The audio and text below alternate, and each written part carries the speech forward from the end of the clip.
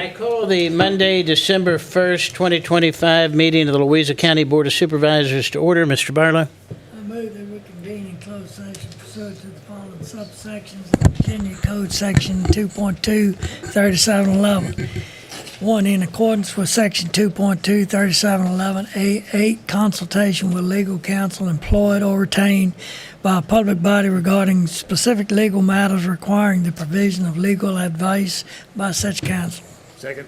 Been properly moved and seconded that we go into closed session. Is there any discussion? All those in favor signify by saying aye. Aye. Any opposed? Motion passes. We're in closed session.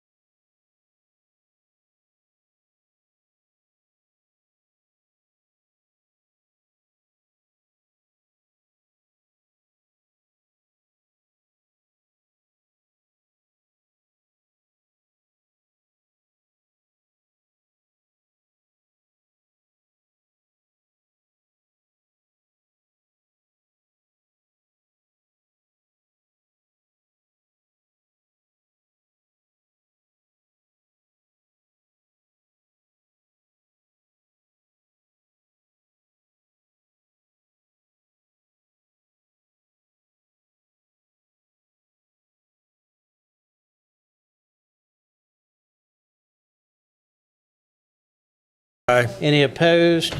Motion passes unanimously. We're now back into open session. I will now poll members to certify that, to the best of your knowledge, only public business matters lawfully exempted from the open meeting requirements under the Virginia Freedom of Information Act and as identified in the motion for which the closed meeting was convened were discussed and considered by the board. If any member believes the board varied from the purposes stated for the closed meeting, please state so and the reason prior to casting a vote. Mr. McCotter? Yes. Mrs. Jones? Yes. Mr. Williams? Yes. Yes. Mr. Barlow? Yes. Mr. Barnes? Yes. Mr. Woodward? Yes. All right, we're back into open session. I would welcome you to, this is the Monday, December 1st, 2025 meeting of the Louisa County Board of Supervisors. I'd like to welcome those that are here in the public meeting room and those that are joining us online. By our bylaws, we have to start at 6 o'clock, so we've done this preliminary stuff a little early, but it's not 6 o'clock yet, so we're going to stay within the rules. We don't want to get in trouble. We have a lawyer here, so we don't want to get in trouble. This, by the way, I will let you know, is the only meeting that the board will have in December, so this will be our last meeting of 2025, and we'll reconvene and configure the board at the first meeting in January. So we will wait until we get there.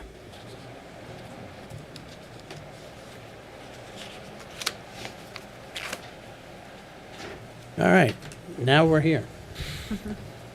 So we will start tonight's meeting as we do every meeting with the invocation followed by the Pledge of Allegiance. Mr. Barnes will give the invocation tonight. If you'd like to join us, please stand. Let us pray. Good God, our Father, our benefactor, our Lord, I'd like to take the opportunity to thank you for allowing us to assemble tonight, Father God, in a country where it's orderly and that we put your word first. Father God, bless the board, that the decisions that we make tonight, Father God, be of your pleasing, and that we benefit our citizens to the fullest. In Jesus' name we pray. Amen. Amen. I pledge allegiance to the flag of the United States of America and to the republic for which it stands, one nation, under God, indivisible, with liberty and justice for all.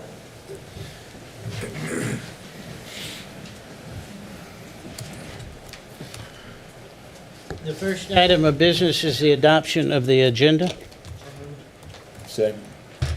Properly moved and seconded that we adopt the agenda. Any discussion? All those in favor signify by saying aye. Aye. Any opposed? Motion passes unanimously. Next is the approval of the minutes. So moved. Second.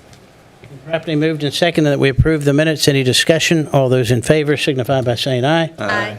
Any opposed? Motion passes unanimously. Next is the approval of the bills. So moved. Properly moved and seconded that we approve the bills. Any discussion? All those in favor signify by saying aye. Aye. Any opposed? Motion passes unanimously. Next is the approval of the consent agenda. So moved. Second. Properly moved and seconded that we approve the consent agenda. Any discussion? All those in favor signify by saying aye. Aye. Any opposed? Motion passes unanimously. Next is recognitions. We do have two recognitions tonight. The first recognition is honoring the life and service of Gerald Bowles. Thank you, Mr. Chairman. I believe we have some members of Mr. Bowles' family, and I would invite you all to come forward and stand up front.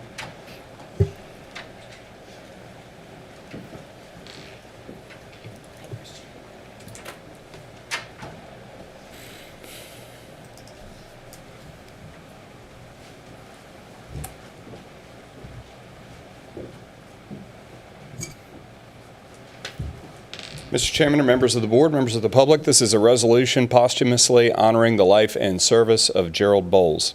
Whereas the Louisa County Board of Supervisors wishes to recognize and honor the life, service, and dedication of the late Mr. Gerald Bowles, who faithfully served the citizens of Louisa County through his involvement in multiple boards and committees. And whereas Mr. Bowles contributed his time, his knowledge, and his experience as a valued member of the Ag and Forestal Districts and Rural Preservation Committee, where he supported the preservation of Louisa County's rural character and agricultural heritage. And whereas Mr. Bowles also served on the board of road viewers, providing thoughtful input and local insight on roadway access and infrastructure matters vital to the county's growth and safety. And whereas his service on the Board of Zoning Appeals demonstrated his commitment to fair and balanced consideration of land use issues, ensuring that the county's ordinances were applied with consistency and integrity. And whereas, as a member of the Transportation Safety Commission, Mr. Bowles worked collaboratively to enhance roadway safety and promote the welfare of county residents and travelers alike. And whereas through his many years of service, Mr. Bowles exemplified the spirit of civic duty, integrity, and community pride that define the citizens of Louisa County. And whereas his leadership, wisdom, and dedication leave a lasting legacy of service and a positive impact on the community that he cared so deeply for. Now, therefore, be it resolved that the Louisa County Board of Supervisors, on behalf of the citizens of Louisa County, does hereby express its deepest appreciation and respect for the life and service of Mr. Gerald Bowles, honoring his memory and acknowledging his many contributions to the betterment of Louisa County. Supervisor Barlow, I would ask that you present this.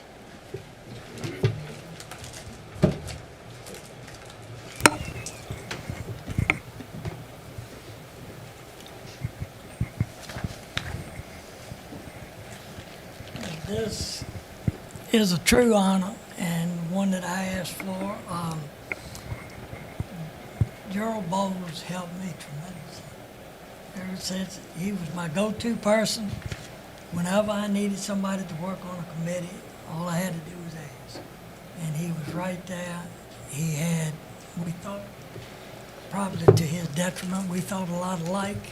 And so whatever, he would come to the office and we would go over stuff and talk about stuff, but he was always willing to help and serve. And I think maybe his first committee was back in 2010, I think it was, and every year since then. This whole list of committees shows the number of things that he's worked on and always willing to help. So he helped me tremendously, but he also helped Louisa County by always willing to serve. And that's not something that you just get from everybody. So I truly appreciate it, Gerald. And, it was a blessing to have him, and we're surely going to miss him, but I just want you all to know how much we appreciate it. Thank you. Thank you. See, I'm give it to the lady in charge. Absolutely. Thank y'all all for coming up here too. Do a Oops, picture with you and come around this way a little bit. There you go.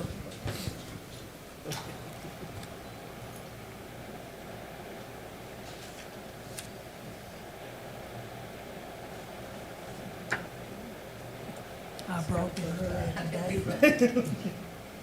When I was sworn in, I think something happened to that thing there.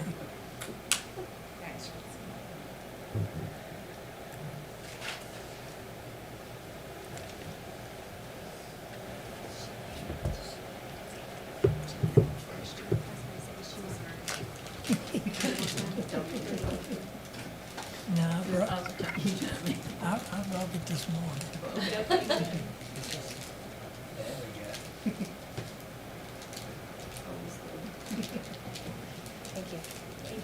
Thank y'all for coming.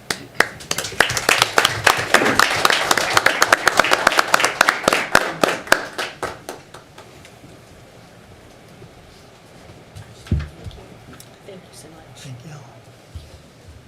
And please be assured that that's the second camera that Mr. Barlow has broken today. He broke one earlier at the courthouse. The next recognition is recognizing the life of the Honorable John R. Colden. Mr. Chairman, I believe we have members of Judge Cullen's family, and I would invite them forward.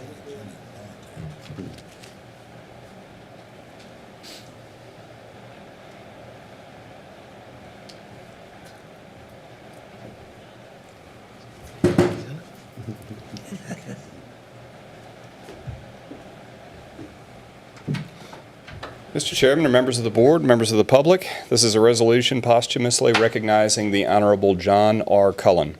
Whereas the Louisa County Board of Supervisors was deeply saddened to learn of the passing of the Honorable John R. Cullen, retired judge of the 16th Judicial Circuit.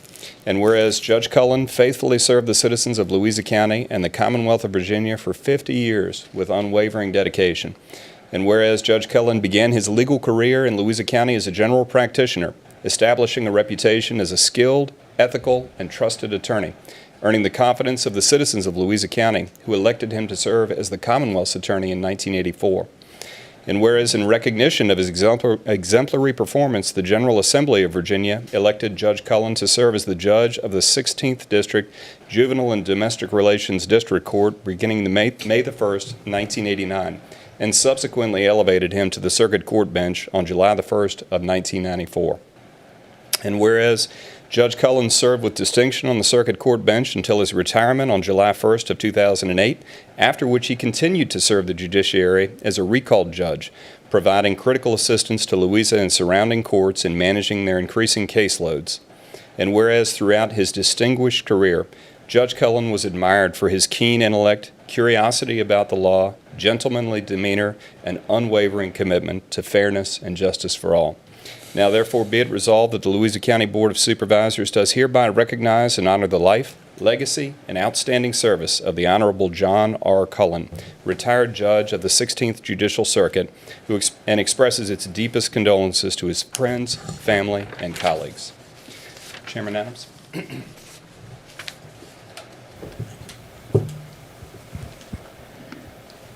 Well, on behalf of the board, I was struck that after almost 30 years on the bench, a man who obviously dedicated himself to the law, to justice, to our community, it's my honor to present this resolution on behalf of the Board of Supervisors. Yes, ma'am.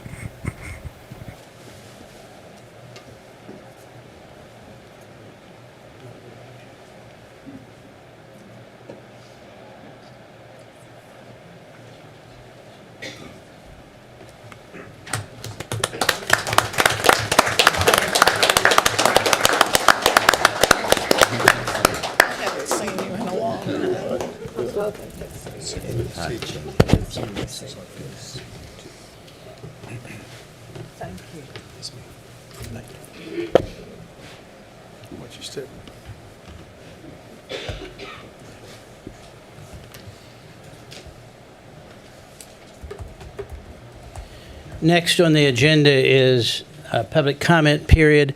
That's a period for you to address the board on any subject that is not the matter of a public hearing tonight. We do have one public hearing tonight, so if you're here to talk about the public hearing, wait till the public hearing. You'll have 3 minutes to address the board. When I call your name, just come to the podium, state your name and your voting district. I will give you a warning when you have 15 seconds left. The first card that I have is David Rogers. Mr. Rogers?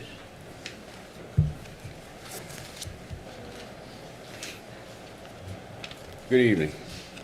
I come to you this evening talking about Mr. Rogers, state your name and your voting district, sorry. David Rogers, Mineral District. I come this evening talking about Shopping Road. We had a meeting, Mr. Adams, myself, VDOT, November 5th. And at that meeting, VDOT proposed rumble strips on Shopping Road. Now, I don't know how anybody would think that that's a good idea, because the only thing it is going to cause is noise pollution. People are not going to be able to sleep at night. Trucks are not going to be paying attention to rumble strips. What is going to make truckers and big trucks listen is a police presence. You have to have a police presence at least sometime. That's what I thought we agreed on. I have not heard anything about it. I have not gotten any reports on that, but definitely rumble strips are not going to do anything. It's not going to keep them from going over the line. It's not going to keep them from going in excess of the speed limit. And another thing that would help, we need to reduce the speed limit in certain areas on Shopping Road. Thank you. Thank you, sir.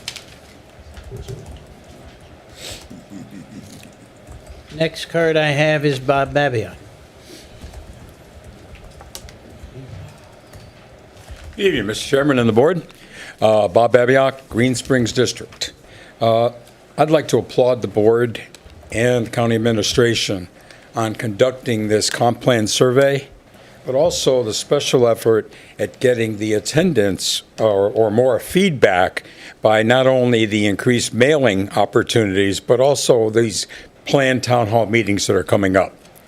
My second comment is a concern about VDOT. the lack of plan for the Zion Crossroads area is the paramount in my mind since I live in that area.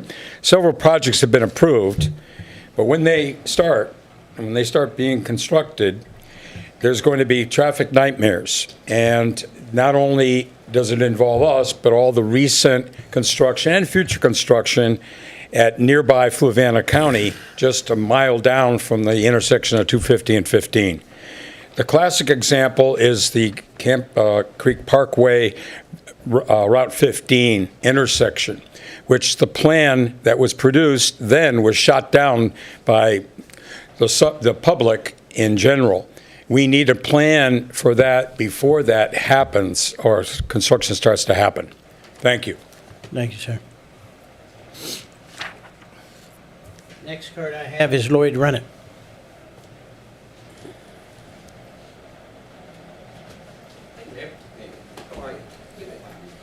So I'm just here to support the Fluvanna. Oh, yeah, I'm Lloyd Runnett from 2668 Chopping Road, Monroe, Virginia. Mr. Adams, I'm sorry. Distinguished members of the board, Mr. Chairman, Mr. Administrator. I see that hokey tie you're wearing today. Yes, sir. Just for you. Yeah, just for me.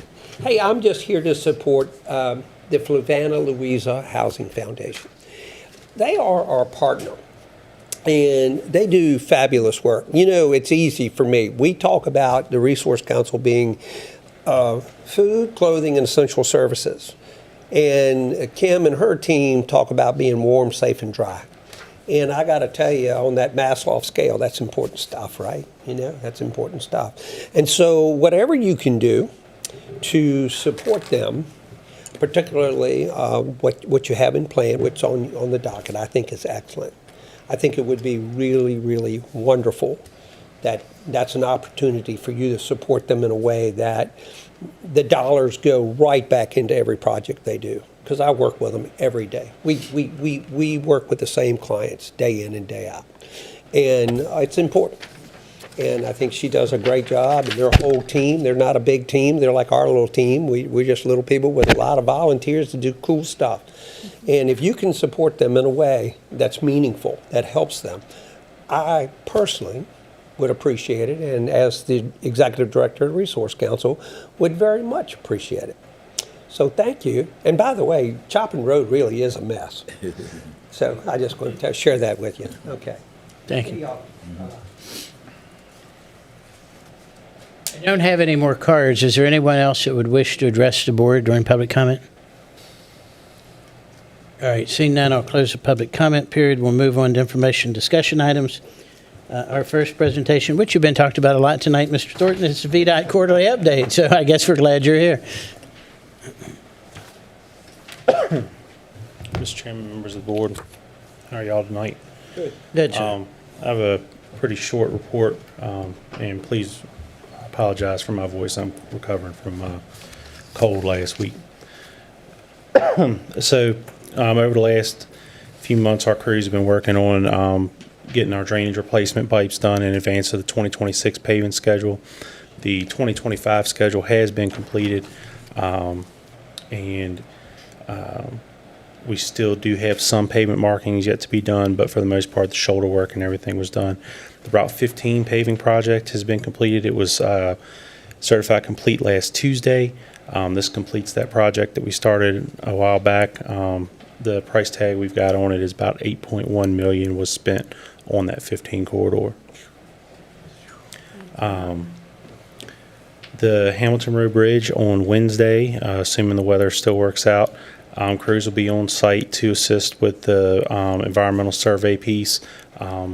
Supervisor Jones, if you remember, that was one of the items that was asked for. Yeah. So before the bridge comes down, they do have to photograph and do some items. So they'll be out there on Wednesday to do that. The plan moving forward is once that document is completed and accepted by both the Park Service and DHR, our crews will be on site to work on the replacement. As soon as I have a date on when that is, I will let the board know. Excuse me. Tonight, our crews will be mobilized tonight around midnight, 1 a.m., just for any weather events, freezing precipitations that may be going on. And that concludes my report. If any questions for anybody? Anyone have any questions for Mr. Mr. Chairman? Thornton? Yes, sir. Mr. Thornton, always good to have you in Louisa. Sorry you're a bit under the weather, but Microphone, sir. I'm on the mend. yep, good news. I've got 4 little topics I want to cover with you that affect the Cuckoo District. One, Moodytown Road. If we can have one of your crews get out there and look at resurfacing, it's in dire need of it. Kentucky Springs Road. This is. Is VDOT doing anything on Kentucky Springs Road to address traffic issues Wha- around What? the intersection of Haley Drive, Johnson Drive, and Kentucky Springs? So we have received a study that we've evaluated. I provide comments to Dominion this afternoon on that traffic study. So once they address those comments, we can move forward. Thank you. I know my constituents are following that, so anytime we can let them know the status of that, it's very helpful to me and to them. And anybody else traveling through that high-traffic area now. Line painting standards.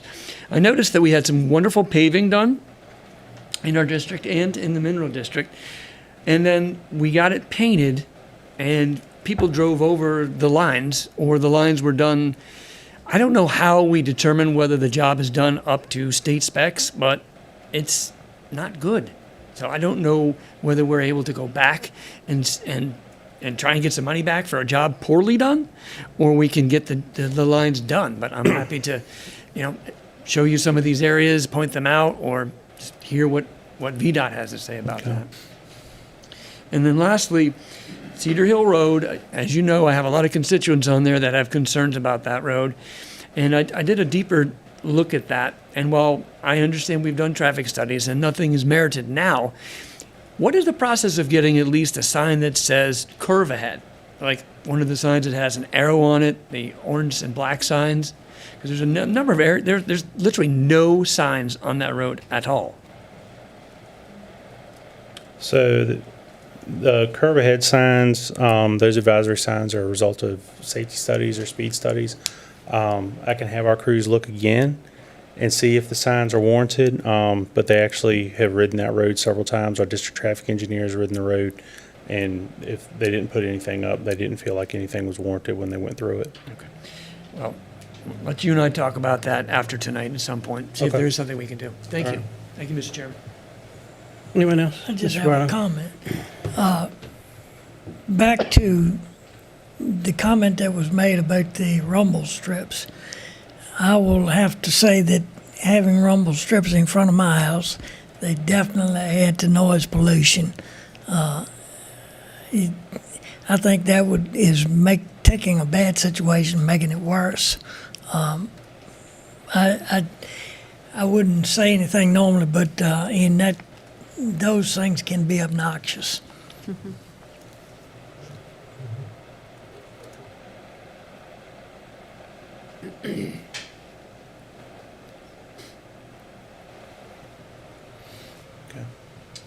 I got it.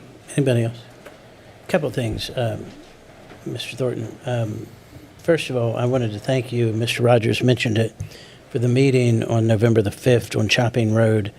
I'll have to agree with the sentiments tonight. Chopping Road's a mess with the through truck traffic, and as you're aware and we're aware, the board asked for a through truck traffic restriction, and Commonwealth's Transportation Safety Board turned that down. That's been denied. But I do appreciate the discussion that we had that Wednesday and the follow-up work that VDOT's doing. I mean, I would much prefer a through truck restriction through there. I understand we're not going to get that. I understand that that's not going to be approved. But I do appreciate that you're continuing to look for solutions there. This wasn't on my note, but I'll bring it up. I mean, we've talked about this before because rumble strips are a real annoyance. They're loud. Yes. But there's a difference between rumble strips and what's called mumble strips, right? That is correct. And I think that what came out of that conversation, that VDOT was proposing mumble strips, which correct. are much quieter. Now, I'm sure if it's right in front of your house, but I'm not going to tell you how to do your job. But if there is a safety correlation between that and especially that heavy truck traffic, and you're aware that one is much louder than the other, I appreciate the fact that you're looking at mumble strips and not rumble strips, because I think I can hear rumble strips off of 522 at my house, and I live a mile and a quarter, mile and a half off of 522. When the leaves are off, I can hear them all the time. So I do appreciate the fact that you're looking at the quieter version of that. Yeah, so so for Louisa County, for any of our contract work for resurfacing, when they go back and they put if there were rumble strips there, they're looking at putting something new. They are going back with the rumble strips. So that's already been written into every contract since we started this discussion a couple of years ago. So if it's not been changed over yet, as the roads get repaved, it's going to that. Okay. Excuse me. Secondly, I do appreciate the fact we've had this conversation. I know you all have been working on this, that you're working on safety improvements at Route 605 and Route 33. Yes. Willis Prophet Road and Jefferson Highway. And I know some of the safety measures that you want to put into place there, and I appreciate that, because there seems to be one or two accidents there every week. Matter of fact, the fire chief and I have talked to the point she sends me a message every time that there's a car accident there, and it's a couple times a week. Fortunately, to this point, no one's gotten killed. But I appreciate your all's efforts and your responsiveness to the community's concerns and my concerns that I've sent you. And then the last one is I've had several people, the intersection of Daniel Road and Route 522, especially if you're going north on 522, you have to turn in a blind spot, a blind turn. You come up that way, and it's the way I go home if I come up 522. There's just skid mark after skid mark after skid mark. There was actually a bad accident there in mid-October, just down from that, coming out of Countryside, where a senior in high school pulled out in front of traffic, and because traffic was coming around a turn. Is there an opportunity, I know we can't reduce the speed there, but is there an opportunity that there could be a dangerous intersection sign that would warn people as they're going north on 522 that there is a turn in a dead spot, in a blind curve? I can check and see what kind of signage Okay. we can put there, and look and see if there's any sight distance clearing or something we can do to help that out. Okay, thank you. That's all I have. No question. Yes, ma'am. I'm just going to piggyback up off of what Mr. Babiak was speaking of.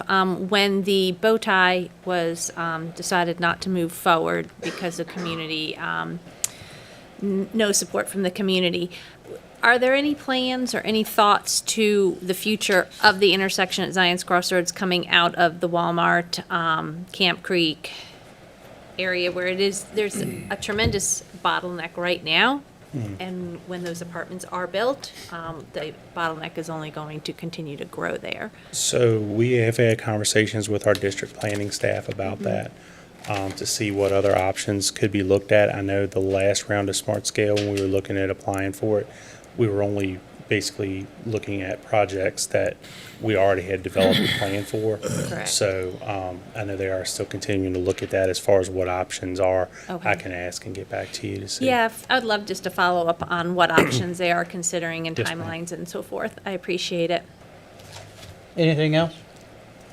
Thank you, Mr. Thornton. Merry Christmas. Thank you. Merry Christmas. All right, next up is presentation fiscal year 2025 Louisa County Annual Comprehensive Financial Report presented by Robinson, Farmer, and Cox. And I will make a note that this is in draft form. This is the draft of our financial report. That is correct. Welcome. Nice to have you here. Thank you, Mr. Chairman, members of the board. Thank you for having me this evening. As Mr. Chairman mentioned, this is a draft of the financial report for 2025. But I'm pleased to come report on that this evening. The reason for the draft status is essentially a delay in the federal Uniform Guidance Compliance Supplement being issued. That wasn't issued until Wednesday of last week. And so unfortunately, the delay there caused a delay in financial reporting for a lot of localities. And we also had an adoption of a new accounting standard this year that took some work from staff all around. So, but I'm pleased to be here to speak on the results. I am confident in the results that we're presenting this evening, and fully expect to be issuing an unmodified opinion on the results or the financials of the county for fiscal year 2025. But I'll jump into the presentation. Brief overview of the presentation. So we'll have some required communications along with the audit results, which includes our opinions, reports, and other financial highlights. And as part of the required communications, when you receive the final packet, the final ACFR document, Annual Comprehensive Financial Report, it will include a letter to those charged with governance. And it notes significant matters that we're required to communicate as part of the audit process. A few of those communications. One is the distinction between management's and the auditor's responsibilities. Management is responsible for the financial statements. It is their responsibility to maintain a system of internal controls to make sure that those financial statements are prepared fairly and accurately in accordance with generally accepted accounting principles. Our responsibilities as the auditors include performing the audit in accordance with professional standards. That includes the government auditing standards, and ultimately to obtain sufficient and appropriate audit evidence to render an opinion on the financial statements. A few other items that are covered in that letter. Difficulties encountered in performing the audit. I'm pleased to report that there were no difficulties encountered in performing the audit. Corrected and uncorrected misstatements. Adjustments were sent to the finance staff, and they have reviewed, accepted, and have posted those adjustments to their accounting system. No disagreements in applying accounting principles with management. And finally, no other significant matters to address at this time. The financial report, the annual comprehensive financial report, is comprised of 4 sections. It's the introductory section, the financial section, the statistical section, and the compliance section. We'll cover a little bit of each throughout this presentation. But first, in the financial section is our auditor's report. This is an unmodified opinion. As I mentioned, we fully expect to be able to issue an unmodified opinion on the financial statements. Essentially what that means is the financial statements as presented are materially correct in accordance with generally accepted accounting principles. Management's discussion and analysis. When you receive the annual comprehensive financial report, this is a very dense section. It's information dense. So if you only have a few minutes to peruse the financial report, this is where I'd spend your time, because it provides a nice analysis that's prepared by the county's finance director and also the department there on the finance side, and Christian as the county administrator. Some financial highlights. Exhibit 3 is the balance sheet. It's a snapshot in time, and this is the snapshot as of June 30, 2025. And as of June 30, 2025, the governmental funds reported a combined ending fund balance of a little over $226,500,000. The general fund balance total was a little over $100 million, and unassigned fund balance was a little over $66 million. Unassigned, assigned, and committed accounted for, and these are the fund balances, accounted for about $160 million. And all 3 of those categories are available for appropriation at discretion of the board. Exhibit 5 is the statement of revenues, expenditures, and changes in fund balance. This shows the changes from one year to the next in the fund balance for the governmental funds specifically. The combined fund balances increased by about $94.5 million in fiscal year 2025, of which the general fund balance increased about $15.6 million. A few factors that were reasons for the increase in the fund balance were attributed to increased property tax collections, proceeds from debt issued for the middle school addition and new CTE center that are in process, and we received all the proceeds on the county side. We reported all those proceeds, but all costs haven't been incurred yet as of June 30, 2025. So there's a little bit of discrepancy there between the proceeds being received and the costs for those projects being in process. Another significant item attributed to the large increase was the sale of Shannon Hill Business Park property through the IDA, which was contributed back to the county. And then a couple other items noted by Wanda in her MD&A is increased building permit sales, increased interest earned on bank deposits, and generally budgeted savings within departmental budgets. And again, there is a brief analysis of the change that can be found in the management's discussion and analysis. Exhibit 9 is the budget to actual comparison for the governmental funds, specifically the general fund. And you'll see when you get that document that Exhibit 9 shows that general fund revenues exceeded budget by about $8.2 million, and general fund expenditures were under budget by about $16.6 million. And again, an analysis can be found in that management's discussion and analysis section. Now I'm going to present the data in a little bit of different form, as you all are accustomed to, the tables and the graphs that we'll be depicting. This table here shows the general fund balance over the last 5 years, and so you can see that steady increase over the last 5 years, with a large increase in the unassigned fund balances from 1 year to the next. Property tax revenue. Pulled this out of other governmental fund revenues because the amount was so high compared to other governmental fund revenues. But you'll see a steady increase in the trajectory of the property tax revenues collected for each fiscal year. Other governmental revenues. The top line there is intergovernmental revenues. So other local government contributions, state government grants and funding sources, and also federal grants and funding sources. The line under that is other local taxes, so you can see a steady increase in other local taxes.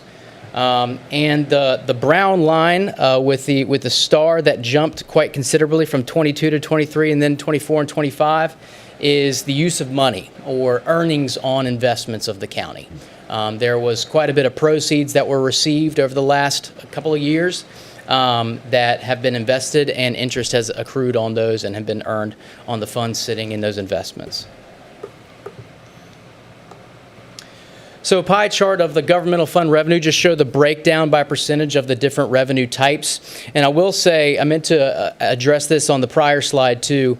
I have excluded the contribution from the IDA, the large proceed of sale contribution from the IDA, along with the Amazon-related recovered costs, because it will skew the information. Since those are one-time events, it would skew the comparability of the information and presenting it in multi-year form.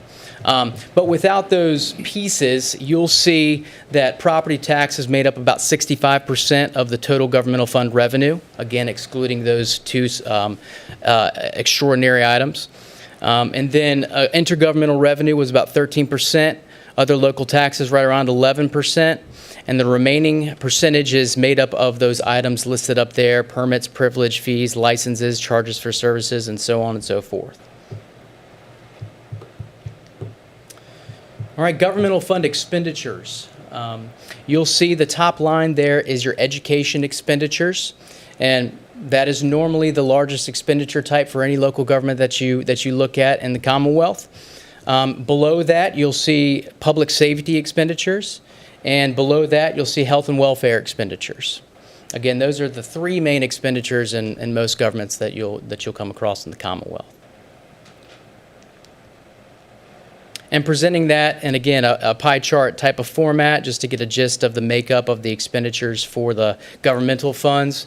You'll see, again, a significant majority is focused in education expenditures, and then public safety and health and welfare expenditures.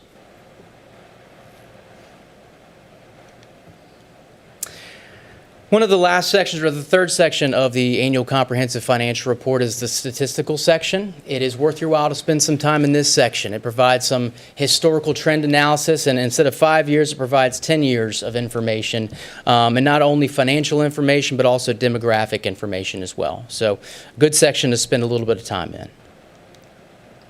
And the last section is the compliance section. It includes 2 reports from us, our report on the government auditing standards, where we would report in our assessment of the internal control environment of the county, whether there were any significant deficiencies or material weaknesses in the internal control process.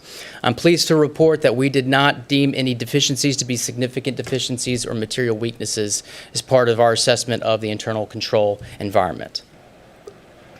And the last report in this section is the auditor's report on uniform guidance, or the federal audit compliance report. We single audited 4 federal programs in FY25. A couple of them were new for the county in FY25. Those were the Economic Development Initiative grants, that was issued by HUD. And then the next one was the Public Safety Partnership and Community Policing Grants. We also audited the Airport Improvement Program. And finally, the Coronavirus State and Local Fiscal Recovery Funds, or ARPA. That concludes my report and presentation on the FY25 Annual Comprehensive Financial Report, and I am happy to answer any questions that you all have. Does anyone have any questions? So based on the report that you gave us tonight, kind of follows along in the one you've given the last 7 years I've set up here. Sure. This county is in pretty good shape financially, isn't it? Yeah, I'm certainly not a financial advisor. Can't speak directly on that, but the financial metrics that we've covered are definitely sound for a government the size of Louisa County, for sure.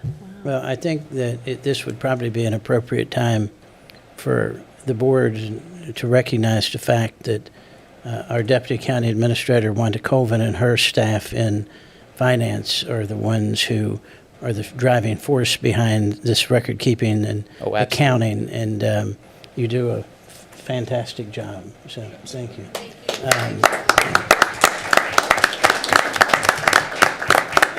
I will just point out, we've both said it, but I will point out, this is a draft. You'll have the final version to us, I think, later this month, That's I correct. believe. Yes, sir. So the final accounting practices were released on Wednesday. I mean, you had Thanksgiving Day and Friday before you got here. We appreciate it very much. Thank you, Certainly, sir. absolutely. Have a Merry Christmas. Merry Christmas to Thank you you. all. Thank you.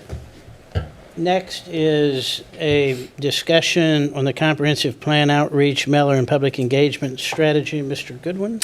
Yes, sir. I just want to give a brief report on where we are to date. We're definitely ramping up community engagement ahead of the required 5-year update of the comprehensive plan. As has been discussed, we've got a 5-part, a very extensive public survey. It's underway in process right now. It will continue for the next few weeks. It covers land use, growth, schools, public safety, business development, and quality of life, among other areas. Currently, we have 4 public open houses scheduled to engage residents in person. That's December the 10th, next week at Moss Knuckles, January the 7th at Trevilians Elementary, January the 14th at Jewett, and January the 21st at the Central Virginia Assembly of God Church. All of them are going to run from 4:30 to 7:30 p.m. In the afternoon/evening. And we're going to have multiple departments there, elected representatives, some of you as well, there to engage, get feedback, answer questions. The Thomas Jefferson Planning District Commission will also be there to assist us in survey participation and other technical questions. We've also got further outreach planned as well. We've mailed postcards to 18,500 households with a QR code to access the survey. Certainly additional social media and website promotion, outreach through community groups like Farm Bureau, the FFA, Commission on Aging, et cetera, and engagement with the local media as well. The survey participation to date is strong by our standards. We've already got 732 responses as of the 3rd week of November. Respondents are primarily long-term residents and homeowners. The early results show some clear themes. As you all may recognize, there's certainly strong support for preserving rural land, farms, and forest lands, preference for growth in areas with infrastructure and growth areas, support for tools that limit sprawl, like CUPs, setbacks, lot size changes, an approach that kind of mirrors the growth should pay for growth approach. And the top concerns that have been enumerated are overdevelopment, rural character, loss of rural character, traffic, and school capacity. So we do plan to close the survey on December the 30th. We'll be presenting findings to the Planning Commission and to the board after that, and look forward to continuing to work through this very important process in the county. Happy to answer any questions. That's just what's been planned to date. We can certainly make any changes that the board deems fit, or take any other action that you, as you so direct. Mr. Woodward? Yes, thanks, Mr. Chairman. Certainly, I think everything is shaping up to be just fantastic with this, and hopefully we'll get tremendous feedback from the public. I mean, that's one of our major goals. But in looking over the list of the 4 locations, I just really feel like that we need to add a 5th location. And I would suggest either Trevilian's, Trevilian's is already on there, Thomas Jefferson Elementary, or the middle school or high school. And that way, the middle part of the county would be covered as well. So hopefully, if the board has no problem with that, we could add one of those locations. Well, let's address that first. I talked to Mr. Kuhn today about that. Mr. Kuhn's not here this evening. And unless the board has an issue with adding that meeting, we'll direct staff to add. Is it not on? It is now. No. I spoke with Mr. Kuhn about that today.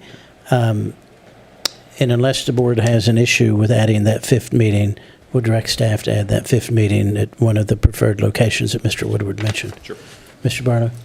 I was just going to comment that we had a similar type meeting at the middle school auditorium, which was an excellent place. It has plenty of room to accommodate stuff like that and layout areas. So I'm not sure about what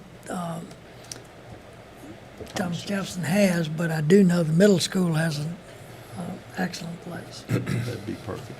Yeah. Anybody else? Mr. Cuckoo residents, Cuckoo constituents, I think Thomas Jefferson might be worth looking at as well, but we'll go with whatever the board sees fit. Okay. Well, we'll leave that to staff.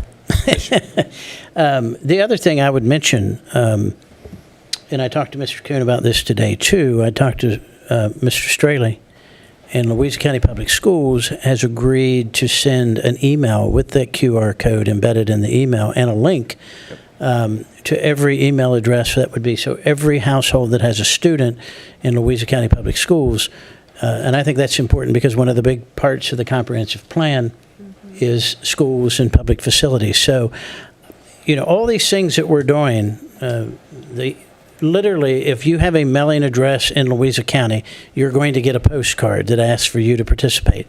Working with the local media, Engage Louisa, the Central Virginian, all of our social media channels, I think underscores the board's desire to have as much public input. And I made a note, I wasn't sure what the number was. By our standards, historical standards, 750 is a really good response. But I'll point out there are 42,000 people that live in this county. So that is a very small percentage of the people who are responding to the document that will guide this county for the next 5, 10, 15, 20 years. So I would encourage people that are watching, that are here, that are watching this online. The media has been putting it out. Engage Louisa has been good at it. The Central Virginian, to come out and participate. The outreach, and I also want to compliment community development, the outreach that they've had with Farm Bureau, with FFA, with the 4-H, with, Mr. Kuhn has been driving this a lot. So we're really trying to make an effort to get people's engagement. So I think that, the first meeting is next week. Mm-hmm. And, I'd encourage people to show up. So. Absolutely. All right. Thank you. Next is, under new business, is a resolution to approve a local performance agreement with EDI Louisa 1 LLC, EdgeCorp. Mr. Wade. Yes, sir. Mr. Chair, members of the board, good evening. Before you tonight, it's a performance agreement, local performance agreement between Louisa County and EdgeCorp, who is the purchaser of the Shannon Hill Regional Business Park. The performance agreement identifies the roles and responsibilities of the parties to the agreement. The term of the performance agreement, the language in the agreement looks a lot like the AWS agreements, but the terms are a little bit different. The term for this agreement is the grant rebates would be $15 million or 15 years, whichever occurs first. So, for example, if we rebate or make grant payments to EdgeCorp in year 5 that total $15 million, this agreement would be voided, null and void, would be terminated.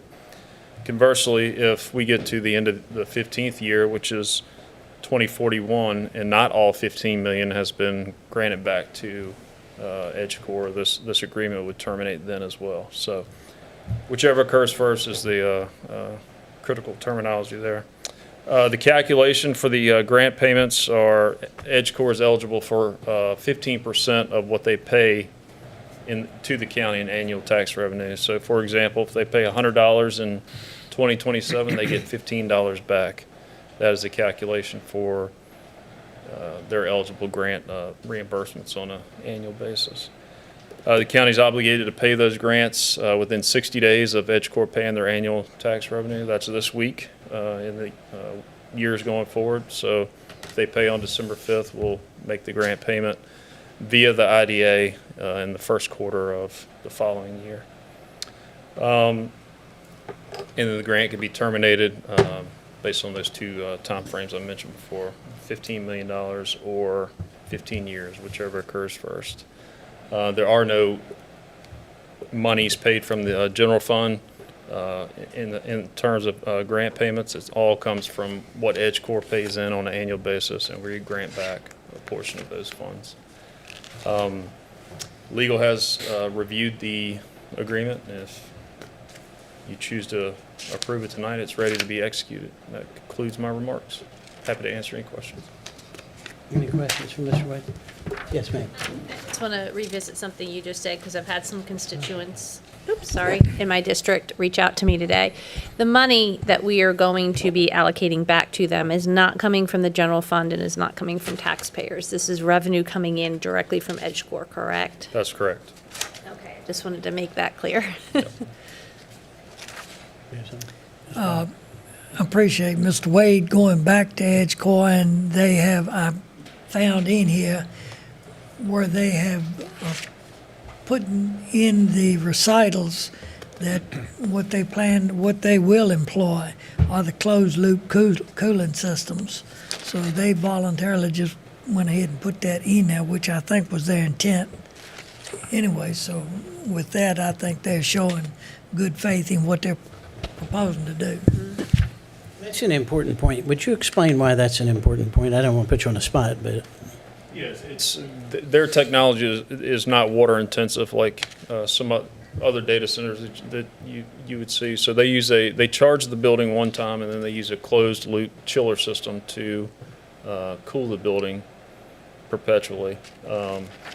That's a little bit higher power draw, but it's less on the water resource for sure. Mr. Chairman? Thank you, Mr. Wade. Helpful as always. A couple of questions. You noted that this performance agreement, while the terms were similar, rather the wording was similar, maybe some of the terms were slightly different from AWS's.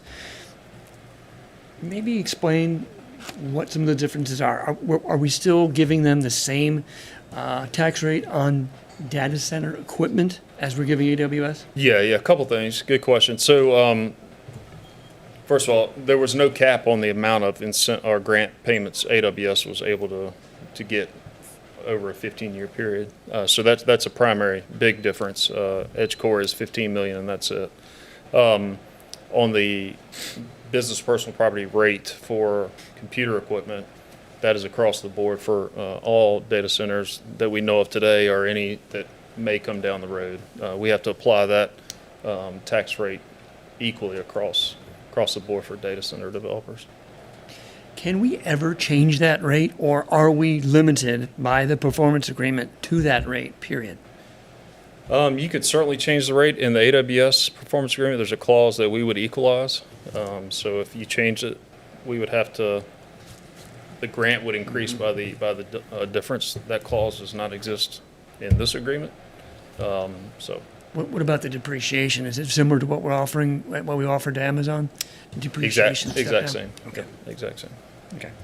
You know, it's tough for me as a small businessman to see so much of these big corporations come into the county, and they use leverage on us, where like a small person doesn't have this leverage. But tell us what else we can bring to the county that would bring that type of revenue to the county.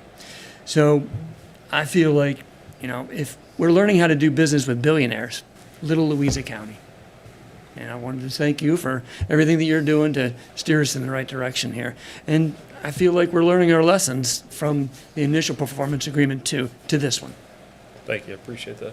And one item of note, the $17 billion capital investment that they announced in June of this year, that is strictly tied to real property. That is there's no money allocated or no investment allocated to server equipment or networking equipment. If you recall, EdgeCore is a landlord-tenant operator, whereas AWS owns everything outright. So EdgeCore will lease space in their data center to end users, Oracle, AWS potentially, Microsoft, whoever. And then that company is the owner and operator of the server and networking equipment. So the 17 billion is full freight.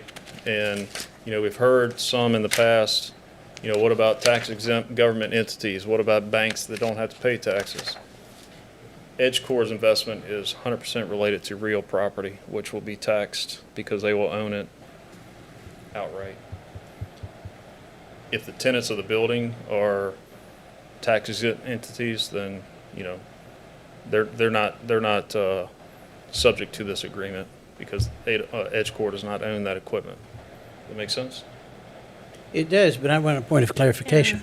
So that $17 billion that's not tied to server equipment, you said would be fully taxed. At what tax rate? 72 cents per hundred. I just want to make sure we got that on the record. The same tax rate that everybody else in this county pays. That's right. Yeah. Yes, sir. As with, it sounds like, unlike with AWS that owns their equipment and stuff, which there was quite a projection for equipment replacement and that type of thing that would renew every 5 to 6 years. And then you have a depreciation rate. So the equipment that, and we heard some of this from a Northern Virginia outfit, where you have a federal entity that had equipment in there, so we may not be getting revenue from that equipment. If it's a tax exempt entity, there's potential we would not get revenue from the computer equipment, but we would still get the revenue from the data center facilities, the real property, which is the building, all the improvements outside the building, the generators, those things. Yeah, we would be getting that, but it's my understanding with AWS, we get that plus all of the equipment That's true. every 6. That's true. So there's a potential for quite a bit more from the AWS sites if these sites become a federal something that's exempt. Possibly, yes, but you've always got the real property that's baked into the equation. That will never go away. So I just did a little math. If I'm not sure my calculator would go to $17 billion. Careful. It went out, yeah. But you're looking at roughly, just in real estate taxes, a full build-out at $17 billion, $12.2 million a year in tax revenue for the county. That's very conservative. Yeah, yeah, Very. very conservative. Okay. Any other questions? So move. Second. Been properly moved and seconded that we approve this performance agreement. Any other discussion? All those in favor signify by saying aye. Aye. Any opposed? Motion passes unanimously. Thank you. Yes, sir. Next is a resolution directing the advertisement of an ordinance update to exempt property owned by the Fluvanna Louisa Housing Foundation and used for eligible affordable housing purposes.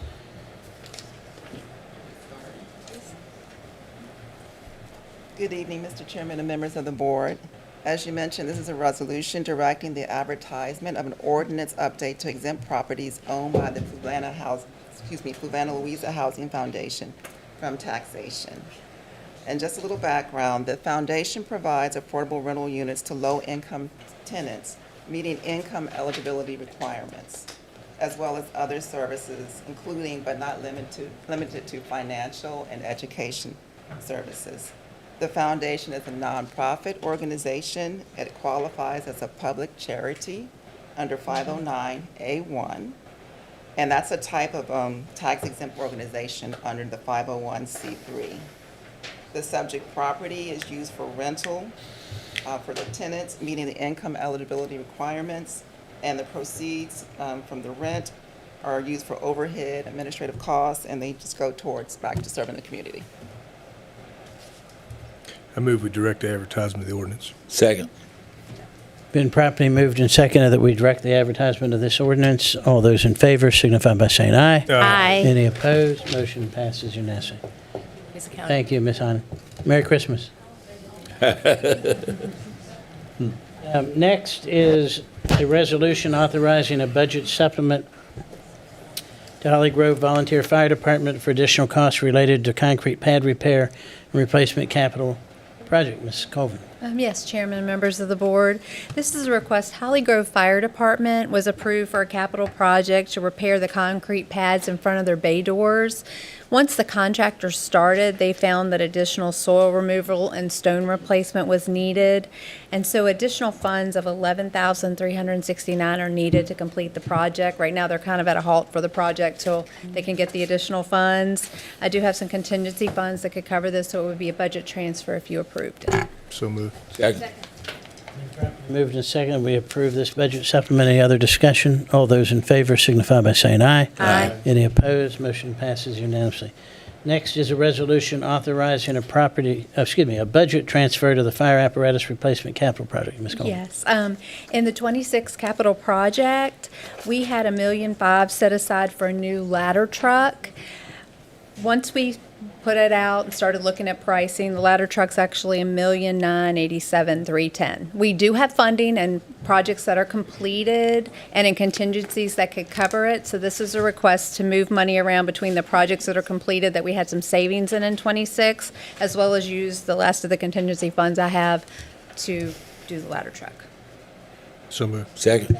Been properly moved and seconded, we authorize this budget transfer. All those in favor signify by saying aye. Aye. Any opposed? Motion passes Thank you. unanimously. Next is a resolution approving a purchase agreement for property adjacent to the Louisa County landfill. Mr. Chairman, Williams. I have not been participating, as I have stated earlier, in any of these discussions, public or in closed session, and I'm going to remove myself from the dais while y'all talk and discuss this because I am conflicted, sir. Thank you. Thank you. All right, Mr. Goodwin. Yes, sir, Mr. Chairman and members of the board. Information starts in your packet on page 83. There's a resolution and a purchase agreement. As you may recall, staff has summarized recent landfill evaluations that have been completed by the county's solid waste engineering firm a couple of times in presentations this year. And as you saw in those presentations, the analysis that that firm presented shows that the rate of utilization at the landfill is increasing. As that analysis also showed, or as we communicated during those presentations, the process for permitting new cells is extremely time-consuming, potentially over 20 years. The consultants, the engineering firm indicates a significantly higher probability of permitting success, if you will, on property that's adjacent to existing solid waste operations as opposed to looking at new property, if you will. In that regard, the agreement before you tonight contemplates several things. The purchase of roughly 450 acres at a cost of $9,000 per acre. A due diligence period that runs through April the 15th. It's terminable by the county at any time during that period for any reason. A $500,000 deposit up front that would be divided into equal monthly shares that would become non-refundable on a monthly basis between now and that 4/15 deadline. The construction of a road for the seller's use that would hopefully alleviate the concerns associated with current adverse possession on an existing road that runs through the north side of the existing landfill property. So that would be attractive to the county to be able to deal with that situation and some remaining timber cutting that's on the property from both the seller and prior owners. So that concludes the information that I'm presenting to you tonight, and I'm happy to answer any questions that you may have. Mr. Brown. I know we had talked about this a long time ago when we were talking about the road that goes through the landfill. Yes, sir. And this, even long before this. And there was talk about running a road up beside the existing road into the landfill. So I'm assuming the road we're now talking about would move to the southeast side of this entire property. Yes, sir. The eastern, if you assume that Moorfield is running east-west along the southern boundary of the landfill. This road would go up along the eastern side of those parcels that we would acquire, and it would allow, there's a number of landowners in that space off to the east side of the landfill, and this would replace their access point instead of the road that runs through the active area and the borrow pit, as we call it, on the north side of the landfill. So this aspect of it would be fixing something that we looked at before the purchase of the property and everything. And a problem that, if my understanding is correct, predates anybody in this room. That road has been used for a long time, and that situation existed certainly long before I got here, and I believe before most of you got here as well. So, A follow-up question, has there been anything, do we have any indication? I read in here that the road we're talking about is 16-foot travel surface, yes, sir. gravel, Yes, sir. I'm assuming. Do we have any sort of cost analysis for that road? And what I'm getting at is that coupled with the purchase price of the land, it's still a feasible purchase, I would think, in my mind, because the land that we have around that landfill, number one, you may not get in the future, but secondly, it would be more cost feasible than starting another landfill somewhere else in the county. So, do we have anything that gives us any kind of indication of the cost of that road? I don't. That's a good question, and the answer simply is no. In further detail, if we do want to take care of that road issue, my humble position is that's going to be a situation that we would have to deal with at one day going forward, regardless of whether we expand the landfill near the current footprint or somewhere else. And moreover, the state law regarding adverse possession, and the county attorney can certainly correct me whenever I say this incorrectly, but if I understand that law correctly, it says that in order to alleviate that concern, that we would have to construct essentially a like for like. And the reason for that road construction being in there would be governed by the state law, regardless of what we put in that contract. It would be the situations that I've been involved with in the past where you move a right-of-way, you do have to provide generally that's what the court orders, you have to provide a similar type road.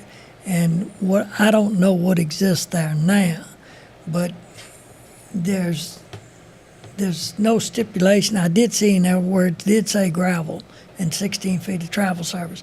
Is that what they currently have? Yes, and that's what is in the legal documents defining it right now. Okay. Yes, sir. It sure would be nice to at least have some sort of an idea of what the move of that road from its existing location to the new location was going to cost. It could be considerable. I don't want to speak for General Services Director Woolfolk, but I would imagine he contemplates doing the land clearing in preparation for the road itself. So again, I don't want to get too far out over my skis here, but I think we might be looking at out-of-pocket just for gravel, additional out-of-pocket just for gravel, if you will. Mrs. Jones. Expanding the footprint of our current landfill, is it correct to say that we are on a short time frame or time limit to our landfill, that we will time out with that landfill, especially at the rate the county is going? Yes, and when we say time out, not like in the next 2 years. The run of the current landfill is longer than that, but so is the permitting requirements that the state has for permitting new cells. And permitting, if I'm correct, will take considerably less time if we expand the footprint rather than start a whole new landfill, just go buy 400 acres somewhere. I don't know that it will take less time. Okay. It is our understanding from our consultants that the probability of success is much higher. Well, I know for a fact, I've had many residents in Green Springs tell me that they don't want a landfill in Green Springs. Yes, ma'am. So with that, I believe expanding the footprint. But I did have one more question, and it just slipped my mind. That'll be it. Okay, very well. Thank you. I'd like to follow up on that just for a minute. Two things.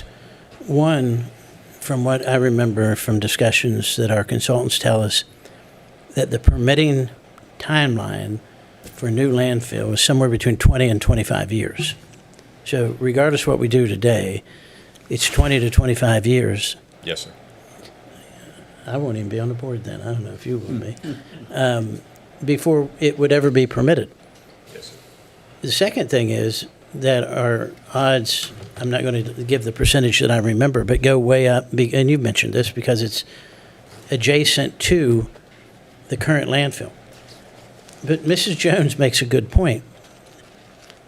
We're going to have to build a new landfill somewhere in the county. And I think, and this would be a problem for a future board if this board doesn't address it anytime soon. But if it's not there, then it's going to be which one of the people sitting up in these 7 chairs in X number of years want to be the ones that go to their constituents and say, guess what, we're going to build a new landfill beside your house. I mean, I think all of those things play a role in why this location makes sense. That's just my 2 cents. Mr. Chairman? I Yes, ma'am. just You remember? remembered. There you I go. did. When we expand the footprint, say we approve this tonight, I don't know what'll happen, but how long would we get out of the expansion? 50, 100, 150 years? Like, how long do you think? We'll all be gone, I'm assuming. Don't count me out. I won't. Mr. Barnes will He still be will on the still board. be there. The numbers are significant. They're well out into the future. This is effective planning, Okay. to plan for the future. And we would want to evaluate, the current usage every year and continue to update. I mean, we've put some numbers out in these presentations, and I don't want to overspeak for it, but it does appear, based on what our consultants are telling us, that this expansion would support the county well into the future from a solid waste standpoint. Okay. Mr. Chairman? Yes. Star Wars conditions number 27, confidentiality. I don't understand that. As public figures, can we agree to not disclose such terms and conditions of the contract? I Have we think I asked can answer. legal? No. Okay. That was a holdover from an old contract, and it should have been Right. stricken. So before you all take a vote, if you decide to take a vote, I was going to ask that you strike that. So Awesome. my apologies. As usual, you guys 27. are way ahead of me. Thank you. Yes, sir. So, at first blush, it does appear that we're overpaying if you look at comparable real estate transactions. However, I think the true value of this acquisition should be weighed against the real costs associated with assembling a similar acreage, as well as building out the infrastructure that you would have to have with that new acreage. In addition to the community sentiment that Supervisor Jones mentioned, I mean, who wants a landfill in their district? Raise your hand. I don't think we want one in Cuckoo. We already have a data center that causes us to endure such certain situations. So while the initial costs do appear high, in my mind, they are relatively reasonable with all things considered. And for that reason, I will grit my teeth and I will vote for it. Hey, Mr. Martin. Yeah, Mr. Chairman, it's like anything else. I tell anybody, we ain't making no more dirt. It is bottom line. And the county's growing, and it is part of our job to make decisions for future growth. And this is for future growth. And just to piggyback on what others have said, I don't know, I guess maybe 20 years ago, we were talking about trying to charge for trash coming through the county, and there was a mutiny. I mean, a flat mutiny. And some of you know what I'm talking about. It was a mutiny. So trash can be very real. I would like to add first, on page 3 of the contract, Mr. Chairman, we're talking about number 12, we're talking about purchaser conditions. Yeah, strike. I would like to add the language, which shall be built pursuant to State Code 55.1-304 of the Virginia Code, after the words "seller agrees to the granting of an easement and construction of a road." I would like to add that language, and it's been approved by, it's been looked at by our attorney. I'll make sure y'all know this. It ain't my legal thing.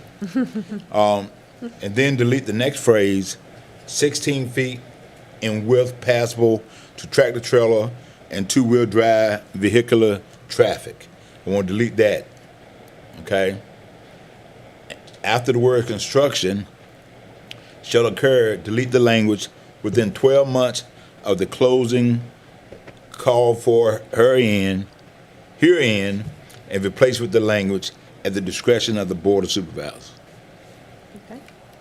If you look at section, item 3, it says, where the construction shall occur, delete that language and put that has within 12 months of the closing.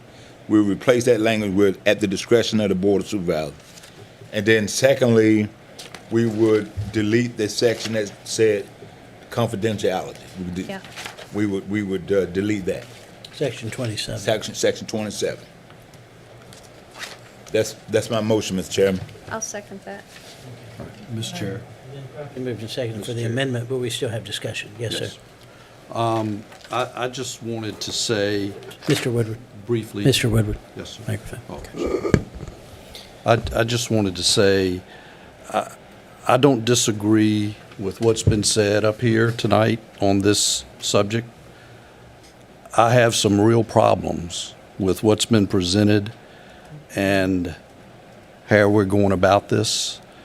I understand that there's probably a lengthy time period to get permitting and everything, but we are years away from needing to have another cell at the landfill. In that time frame, I mean, if we're talking 25, 30 years, possibly even longer, we don't know whether we're going to be able to put another cell. It may not be allowed to put garbage in the ground at that time. They have made such advancements in furnaces to burn trash in. Who knows what they're going to do in the next 10, 15 years to have things that are readily acceptable by the public and proven that they're okay. We haven't addressed those. We're trying to deal with this situation right now. I get that. But we're also paying a lot of money for around 450 acres of land that's next door to a landfill. There's no way I can vote for this tonight. I'm not going to vote for it. Thank you, Mr. Chair. Any other I discussion? had a question. Yes, sir. I don't right off the top of my head know what section 55.1-304 says. Use the microphone. Which section? We added this language in here, add the language that the road shall be built pursuant to section 55.1-304 of the Virginia Code. Do we know what? That was what Christian was referring to earlier. Microphone. I'm sorry. What Christian was referring to earlier, when you're doing one easement and replacing with another one, it has to be in a similar type easement. Okay. That's what that states in that section. That, I wasn't familiar with that code section. What I wanted to make sure was we weren't building a state spec road. No, sir. Which I didn't recognize this section number. So, but all that is saying that that code section says you have to build a similar or like road, which that's typical of what the judge is going to say when you transfer an easement like that. So that's fine. Is there any further discussion? All right, so we have a amendment on the floor. So we'll vote on the amendment first, and then we'll vote on the main motion. So all those in favor of Mr. Barnes's amendment signify by saying aye. Aye. Any opposed? All right, that motion passes. Did you vote, Mr. Woodward? Aye. Aye. 6-0. All right, so now the resolution is to approve the purchase agreement as amended. All those in favor signify by saying aye. Aye. Any opposed? Aye. Motion passes 5-1 with one abstention. Thank you, sir. We'll now, Mr. Williams. We'll now move on to committee reports. Do we have any committee reports? Mr. Chairman, Yes, sir. I would like to present to you the Lake Anna Advisory Committee report. I'll make it brief. On November 20th, the group met to approve the 2025 annual report, which I will present at our first January meeting, the state of Lake Anna. We also discussed hydrilla mitigation for 2026 after we met with Dominion Energy and DWR representatives, which is of great interest to many people that have hydrilla in front of their place.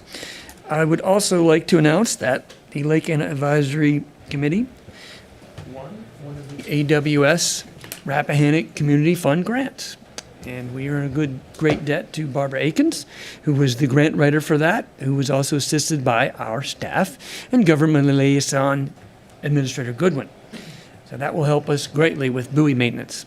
This concludes my report. Good thing you have that data center in your district then, so that money's coming in there. Surprised they accepted. During Are there any other committee reports? Mr. Yes, sir. Chair, just one final reminder, Commission on Aging luncheon, Christmas luncheon, the 11th, which is a week from Thursday, 11 a.m., Betty Queen Center. I hear the food's outstanding. Absolutely. That's what I hear. Wonderful They food. let anybody cook it. Any other committee reports? Mr. Chair, briefly, if you haven't, get a chance, stop by and look at the turf field project. They're about complete. It's really beautiful. Fabulous. It's fabulous. I don't know that this comes under committee reports, but I would like to publicly thank Judge Sanner, who agreed to swear in Mr. Barnes, Mr. Barlow, myself, and Ms. Jones today at the courthouse, which he did a very nice job in that swearing-in ceremony. So we appreciate him. Actually did that, I think, a half hour before court actually started, so we appreciate him taking the time to do that. Board appointments, we do have two board appointments. Mr. Chairman, Yes, sir. move we appoint Ms. Tina Schweikert to the Human Services Advisory Board and Mr. Frederick Ross to the Transportation Safety Commission. Second? Been properly moved and seconded that we make these two appointments. Any discussion? All those in favor signify by saying aye. Aye. Any opposed? All right, that passes unanimously. Next is County Administrator's report. Yes, sir, Mr. Chairman and members of the board. A few items of my report to bring to your attention. The quarterly report from the Thomas Jefferson Planning District Commission is included in my report on page 123. I'm always amazed at the breadth of work that the PDC is about the business of for us. Everything from legislative work through administering fiber grants. So please take a few moments to review that. Let us know if you have any questions. The Trevilian Station Battlefield Foundation sent a nice thank you note with pictures of their repaired roof that they used the approved tourism grant for, starting on page 126. There's a legislative agenda from the Virginia Soil and Water Conservation Districts Association included in your packet for your review on page 132. On page 134, an interesting report on the financial impacts of the airport. So the state releases information on the economic impact of every general aviation airport in the state. Every so many years, it has been over 5 years, I believe, since the last one came out. A reported impact here in Louisa of over $26 million from the airport at Freeman Field. And last, and certainly not least, the tree lighting and parade are coming up this weekend, so come out and join us to celebrate Christmas on Friday and Saturday. Thank you, Mr. Chairman. Yes, sir. I have a question for Mr. Goodwin. On page 97, Yes, sir. there is from the Virginia Department of Environmental Quality, an enforcement action on a CMH Homes, Inc. Yes. Did they not get the proper permitting? Is that what that's for? I read this one, and I need to look at it again. I couldn't quite figure it out. The county is not involved. So this was probably DEQ or somebody? Responsible party has not obtained coverage, and this is on page 97, has not obtained coverage under the General Virginia Pollutant Discharge Elimination System permit for discharges of stormwater from construction activities. So under coverage means they didn't get a permit for it? Yes, sir. Okay. Okay, that's what I want to know. Thank you. I mean, it's pretty hefty fine, so, thank you. Dominion will have to pay $50,000. Where'd they find him? I'm looking at it. Where's it? $12,039. Oh, you called that a long time ago. Any other questions for Mr. Goodwin? All right, moving on, we do have one public hearing, which is a resolution to approve or deny REZ 2025-03 and CUP 2025-09, Ashton Promise LLC, applicant owner, presented by Mr. Eglin. You're there. Good evening, Chairman and members of the Board of Supervisors. I have 2 items for your consideration this evening. First, rezoning 2025-03 for parcel 16-31 to be rezoned from its current split zoning of agricultural A2 and residential general R2 to general commercial C2 and residential general R2. Second, a conditional use permit request for recreational vehicle sales and service business to be operated in an existing storage building in accordance with Section 86-224 permitted uses with a conditional use permit in general commercial C2. The PowerPoint slide shows the current split zoning today of residential general R2 in purple and the agricultural A2 portion of the property in green for 16-31, part of Christopher Run Campground located along Zachary Taylor Highway, Route 522 in the Mineral Election District. The subject property is located in the Lake Anna growth area and is designated as low-density residential on the 2040 Louisa County Comprehensive Plan's future land use map. The subject parcel obtained its split zoning in 1969 at the creation of zoning. The split zoning currently would allow for permitted uses such as a single-family dwelling and farming. Rezoning a portion of the property to C2 would allow Christopher Run to provide products and services that would support the growing Lake Anna community and its visitors. Section 3.01 guiding principles of the 2040 Comprehensive Plan states there should be a focus on, quote, broadening the tax base by establishing businesses, end quote. The applicant has provided a proffer statement that excludes some uses as part of the rezoning request to general commercial C2, which can be found as enclosure 1 of staff packet pages 153 to 156. A planning commission meeting was held in the Louisa County Public Meeting Room on October 9th, 2025, at which one citizen raised concerns about visual impact of the proposed rezoning. The Planning Commission therefore added Condition 10, vegetative screening buffer, after discussion with both the applicant and the concerned citizen. In conclusion, the Planning Commission recommended approval of both the rezoning and conditional use permit with 11 conditions to the Board of Supervisors. The last slide this evening shows the requested split zoning and location of existing building to be used as the recreational vehicle sales and service in the red circle. This concludes staff's report, and the applicant is here to answer any questions you may have and give a brief presentation. Mr. Williams. Could you go back to the crown drawing Yeah. from 1969? It's pretty cute. I just want to make a comment. I know it was 1969, but shouldn't the daggone lake be blue and the R2 be green? I just, it's like a common theme on the crown drawing here. There's don't get off of that map. Okay, I'm good. That's all. I agree with you, Supervisor. Go back to that last slide you just had up there, right there. This is in the Mineral District, and I've met with Mr. Kelly, with you, and I think Mr. Disasway, and I think Ms. Buckler, you were in the meeting too. I can't remember now. You weren't. So where is, because I drive by this almost every day, where is the vegetative screening buffer that the Planning Commission is recommending in relationship to that building? Do you know? Chairman, it is in the green rectangle at the bottom, I guess your bottom right, and I can move to the previous slide that zoom in case that question was asked. And there's in the green circle a 50-foot scenic buffer, and there's 4 parcels that are adjacent to the rear part of this property. Those parcels are individually listed by tax map number and the condition of the CUP. So, no, stay back where you're at. Yep. Oh, I see it. So is just to the right of that buffer, is that the road? Is that what 719, it's not. Days Bridge Road? I'm just not getting where that is. The road would be on the other side of those parcels. Yeah, the road's. over here. Yeah, It's not further on the map. down. So, Those parcels. Mr. butt up Kelly, on can the you, road. can you come up here? I mean, It's probably At the 400 bottom feet. of it, no? that's what I'm It's thinking. not, that's the vegetated border. 719 Holiday Mill is to the On the right of the road, other okay. properties. So,